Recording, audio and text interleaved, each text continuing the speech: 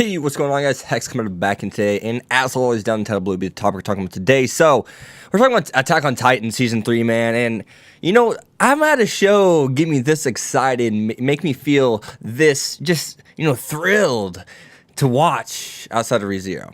Since ReZero. I'm just so, I don't know, every episode I'm just waiting with anticipation, and that week-to-week episode kind of method they have going on just has me just it builds anticipation so much, and it makes the episodes that much better than it would be to even binge watch them, I think. So with this episode, where do we start? Let's just start off where we're in the beginning, really, I guess. So basically, that girl, Marlo and Hitch. So Hitch is a very vital character in the scene, and you're going to appreciate this scene way more, and you're probably going to give this episode like a 10 out of 10 almost if you get the scene and understand it, because Hitch is actually from Lost Girls. It's like a side story. It's an OVA, actually. You can go watch it. Type in AOT, OVA, Lost Girls. You'll find her. So you see that she does mention that her stuff's in her room, Annie's stuff. And she's actually a friend of Annie's, I guess, as much as a friend as you could call one of Annie's. And the really cool thing is it shows them spending time together, and it shows them like taking each other's shifts for certain things, and why Annie's going off in the middle of the town doing Attack on Titan stuff, aka Titan stuff. So it's really cool to see that scene and see that she got the revelation of Levi saying, hey, we're not the ones that are bad. Say what you want about us right now as you're tied up. Guess what? Annie, that girl that you think we caused to get smashed into the ground like pudding, and that's why she's missing? No. She's gone. She's lost because she was the Titan. That was her. And they just kind of have that revelation. And, Marlo was kind of onto it, in the beginning. He's just kind of like, all this just seems odd. The way, the Scout Regiment fight for us. They die for us. Why would thousands upon hundreds of them die for humanity if they're trying to betray humanity? What? That really doesn't that just not make sense? And Marlo gets that. And I was like, please join the squad. Please join the squad. Hopefully they don't just capture them, then discard them. We see that now we got people, Hitch and Marlo, that are going to be working inside the walls and be on their side. And that's the theme of this, this segment of the arc. It's basically betraying the betrayer, right? Government betrayed humanity, and then technically the army betrayed the Scout Regiment, and they betrayed the people. And now the people and some of the scout, and not the Scout Regiment, but some of the military are going to betray the military and the government. That's something still confusing, I get it. But that's pretty cool to see, right? That's really cool to see. And that's kind of the theme, betraying the betrayer. And that's why the episode is named Trust, because you got to find who to trust. And now we know who the people are going to trust soon. And now we know who some of the, Scout Regiment and the Imperial Army, the people inside the inner walls, are going to start trusting the Scout Regiment. And I'm glad to see Marla join the squad. I just want to say that. I just want to get that out of the way. Hopefully that wasn't too boring, but the Hitch part was really good. Unless you've seen Lost Girls, you need to go see it. Go watch it. I still have to catch up on one episode. I think that one episode has come out already. But go watch it. You'll like Hitch a lot more. You'll get to see her character. So hopefully Hitch and Marlo get more screen time. I'm sure they will. They just played a vital role to get them this, the Levi squad this far. So yeah. So other than that though, let's hop into Kenny. His last name's Ackerman. Whose name is Ackerman as well? Mikasa Ackerman. Levi Ackerman. Mikasa doesn't know her parents, I don't think. Does she? I don't know. I'm not sure if she exists. No, yes. She knows her parents. But if I really look at her parents, because I'm pretty sure her parents actually died, correct? They were killed. I'm pretty sure they were killed, right? Yeah. So now, could, this brother be Levi? I don't know. Could they be cousins? For sure. Could Kenny be an uncle, per se? Sure. Not a father, father or a dad. But hey, think about this. So they could be first cousins, Levi and Mikasa, and her uncle could be Kenny, possibly. They all have the same name, Ackerman. I find that hard to believe unless they are related in some way, shape, or form. So think about that. I want you guys to think about that. That's nuts. It's nuts. It's hard to wrap your head around. It makes you say, oh my God, and makes you want to scream. So that's something that could be true, and that's huge. And it would explain, I guess, actually credit to Phenom Sage, because I do want to quote him what I saw in one of his older videos that he came out with last week or something.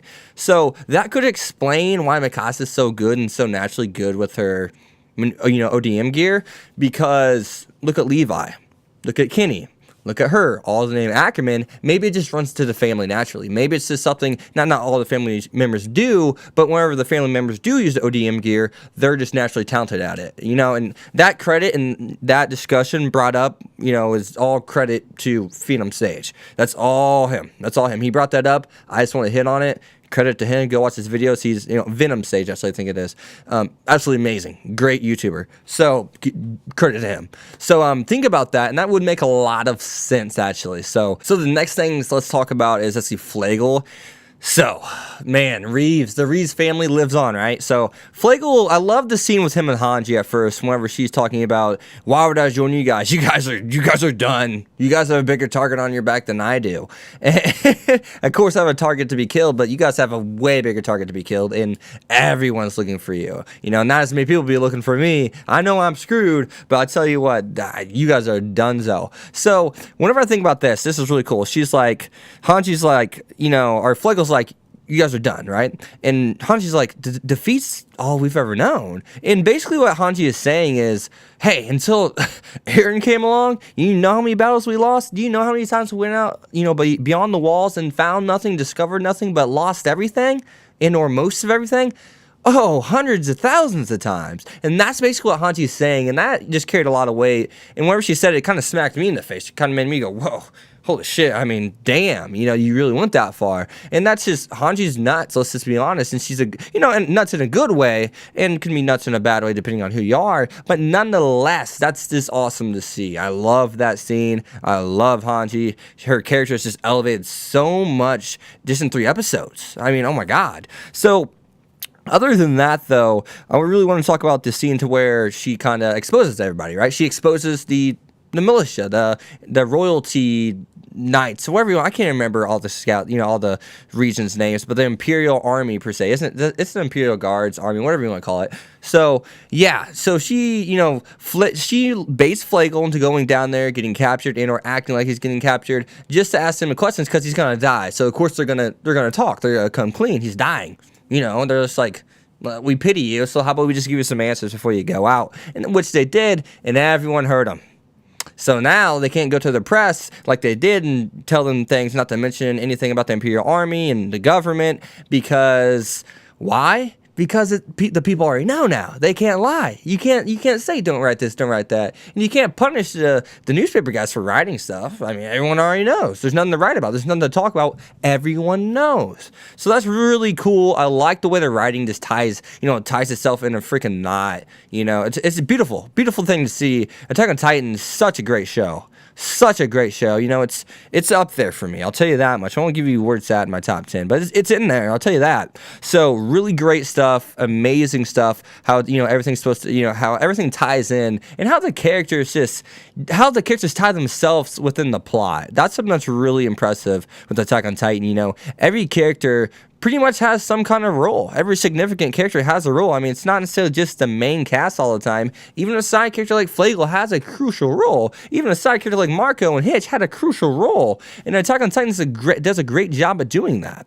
So that's really cool to see. I can't wait to see it do more things like that. But other than that, though, I mean, the last 2 things I really want to talk about was Erwin to be executed and Commander Pixis. So I have no idea what Commander Pixis is doing, and it is the all-for-nothing play. Erwin and him did discuss that, and Pixis was like, oh, so it's an all-for-nothing kind of thing we got going on here. And Pixis is wise. I mean, he's the one that saved Eren to begin with. He's smart as shit. He knows what the hell he's doing, right? And that's why he's going with Erwin, because he's smart, and he knows the government has been he knew the government was no good from the beginning. He didn't know what it was, but he just knew they were no good. I mean, that's just how it is. So I'm wondering if Erwin will actually get executed. That's a big question. No spoilers, as always, done kind of spoiler. None. I don't know. None. No spoilers. Okay. No spoilers. Damn it. So, yeah, but I wonder, do you guys think he's going to be executed? Do you guys think he's not going to be executed? I'm going to ask you guys that right now, right here. So, yeah, as always, guys, be sure to leave a like, a comment, subscribe, follow me on Twitter, X25, and I will see you guys next time. And as always, Attack on Titan, it comes through every time. It's an amazing show, and it deserves all the credit that it receives, because it's the real deal. And it's that simple. If you have heard about Attack on Titan, if you know what Attack on Titan is, and you have not watched it, you are officially behind.